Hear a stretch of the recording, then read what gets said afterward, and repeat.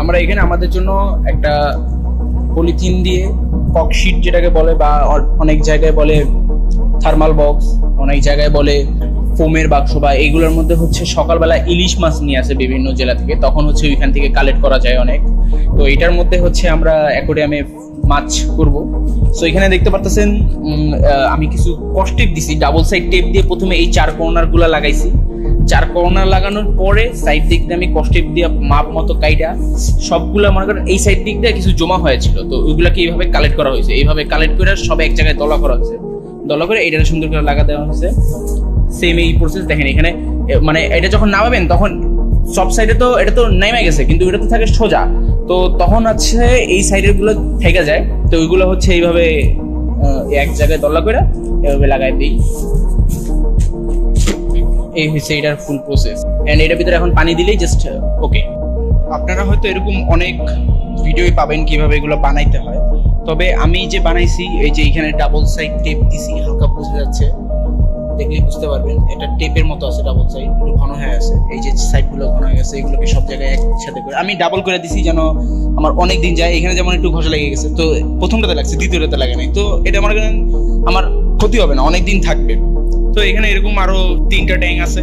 তো এটা set up করার জন্য আমার যে জিনিসটা প্রথমে মাথায় রাখতে হবে, এটার মধ্যে নতুন পানি দেওয়া যাবে না, নতুন পানি দিলেও 50%, আর বাকি 50% আমার আগের পানি দিতে হবে। তো এটা হচ্ছে নতুন পানি, এখানে পুরো নতুন পানি আছে। এন্ড এইখানে যে পানিটা আছে এটা হচ্ছে আমি এই 3টা থেকে কালেক্ট করছি, 3টা থেকে কালেক্ট করে আমি এই একটা মধ্যে রাখছি। এটার মধ্যে যে মাছের থাকার জন্য যা যা দরকার পানির মধ্যে তৈরি হয়ে যায়, তো অনেকদিন থাকলে ওটার মধ্যে অ্যালগি বলেন মাছেদের জন্য পারফেক্ট একটা ওয়াটার হয়ে যায়। সো আমি ওই এখান থেকে 1 বালতি আর এই 1 বালতি এটার মধ্যে এখন দিব। তো এখানে দেখতে পাচ্ছেন আমি আস্তে ধীরে রিল্যাক্স করতেছি যেন কোনো ঝামেলা না হয়। আমার ভয় হচ্ছে কি অল্প একটু বাইর হয়ে আছে, এই যে এতটুকু দেখতে পাচ্ছেন বাইর হয়ে আছে, আমার আঙ্গুলটা দেখলে বুঝতে পারবেন, এই হাত এই যে, তো এতটুকু কতটুকু সমস্যা হবে আমি জানি না। এটা সমস্যা নাই হোক, কোনো এত আহামরি সমস্যা নয়, কারণ এটা ধরতে গেলে 95% ওই সাইডে আছে বেশি, সো এটার সমস্যা হওয়ার কোনো কথা না। তো নতুন পানি দিয়ে দেখা করতেছি। তো এখানে আমাদের প্রথম যে বালতিটা নতুন যেটা পানি সেটা ঢালা হয়ে গেছে, এই যে কমপ্লিট। এখন আমরা হচ্ছে আমাদের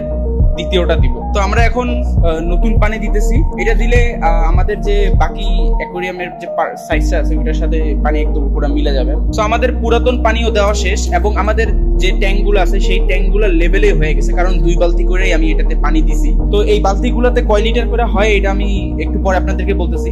তো এখানে দেখতে পাচ্ছেন আমাদের সবগুলো একবারে সমান সমান হয়ে গেছে। তো এটার মধ্যে এখন আমি মাছ ছাড়বো না, আমি মাছ ছাড়বো প্রায় 1 থেকে 1.5 ঘন্টা পরে, কারণ আমাদের রুমের যে টেম্পারেচারটা আছে বা মাছেদের থাকার জন্য যে টেম্পারেচারটা এটা পানিতে তৈরি হইতে হবে। তো এটার মধ্যে হচ্ছে আমি প্ল্যান্ট দিয়ে দিব যেন আরো প্রসেসটা তাড়াতাড়ি হয়। আমাদের এখানে প্ল্যান্ট আছে অনেকগুলা, দেখতে পাচ্ছেন এগুলো আমি সবগুলো এখনই দিয়ে দিব এটার ভিতরে। এগুলো ভালোই বড় হয়েছে, এগুলো কাইটা আলাদা করে দিলে নতুন করে বড় হইতে থাকবে। আচ্ছা, তো এই যে এগুলো আমি সবগুলা দিয়ে দিব এটার ভিতরে, একটু ছড়াই ছিটিয়ে দিব যেন মনে করেন পানি সব জায়গায় মিশা যায়। এটা অনেক বড়, এটা কাটতে হবে, এটা বিশাল বড় না, এটার সাইজ একদম ওই মাথা থেকে এই পর্যন্ত।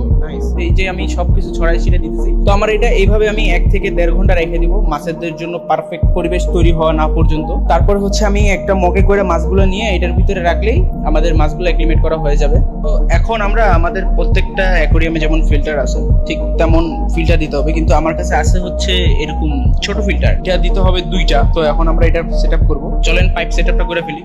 আমাদের এইখানে 2টা পাইপ সেট আপ করা হয়ে গেছে, এবং 2টা পাইপে আমি টি শেপের হচ্ছে একটা কানেক্টর দিছি এই যে এখানে, আর এই কানেক্টরটা গেছে আমার মোটরের সাথে, সেগুলো পানির ভিতরে দিলেই হবে।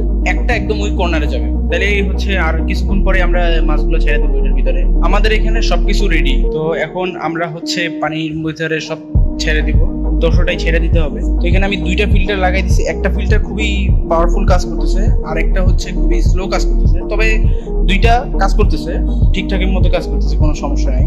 তো এগুলোকে আমি এখন ছেড়ে দিতেছি, দেখতে পাচ্ছেন সব একবারে ছড়াই ছিড়ে যাবে। এখন এগুলো দলবদ্ধ হয়ে থাকে, আমার এখানে যে হোয়াইট মলিগুলো আছে এগুলো দলবদ্ধ হয়ে আছে, আর যথেষ্ট প্ল্যান্ট আছে এখানে, আরো প্ল্যান্ট দিব আমি এখান থেকে কিছু নিয়ে দিব, কারণ এটার ভিতরে অনেক হয়ে গেছে। আমি এটার মধ্যে মূলত শ্রিম্প রাখি, তো এই কারণে এখানে অনেক হয়ে গেছে, তো এগুলোর থেকেও আমি এখানে দিব। তাহলে মনে করেন এক জায়গায় যদি ঘন হয়ে থাকে তাহলে বাচ্চারা লুকাইতে সুবিধা হবে, বা আমি ওইখানে যেমন বস্তার যে ইয়াগুলো আছে না, চাউলের যে বস্তাগুলো থাকে বা বাজারের যে ব্যাগগুলো থাকে ওগুলো দিয়ে বানাইতেছিলাম। ওইটাতে আমি অনেক ভালো বেনিফিট পাইছি।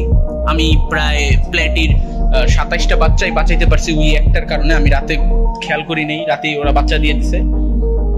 সো এইটাতে লাইট লাগানো বাকি আছে, অনেক কাজ আছে। তো এই হয়েছে একটা ট্যাঙ্ক পুরা রেডি করার পুরা ফুল প্রসেস। আর এই জিনিসটা লাগানোটা আপনারা একটু দেখে নেবেন, কারণ এইটা লাগানোর সময় ভিডিও করা আসলে খুবই কঠিন হয়ে যায়।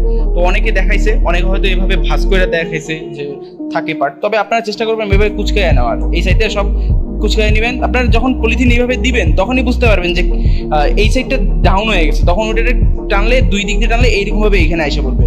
তো তখন ওইগুলোর সাইড দিক দিয়ে কুচকায় নিলে এটা এরকম ভাবে সুন্দর হয়ে যাবে। প্রথম ভিডিও আহামরি তেমন কোনো কাজের কিছুই করি নাই, জাস্ট একটা ট্যাঙ্ক রেডি করছি। আমাদের এখানে প্রায় 4টা ট্যাঙ্ক এখন রেডি মাছের জন্য। তো নেক্সট ভিডিওগুলোতে আমি পার্টিকুলারলি এক একটা মাছ ধরবো, যে মাছগুলোর প্রত্যেক দিনের আপডেট দিব শর্ট ভিডিও বা লং ভিডিওতে। তো আপনারা ভিডিওটাতে লাইক করে চ্যানেলটাকে সাবস্ক্রাইব করে রাখবেন।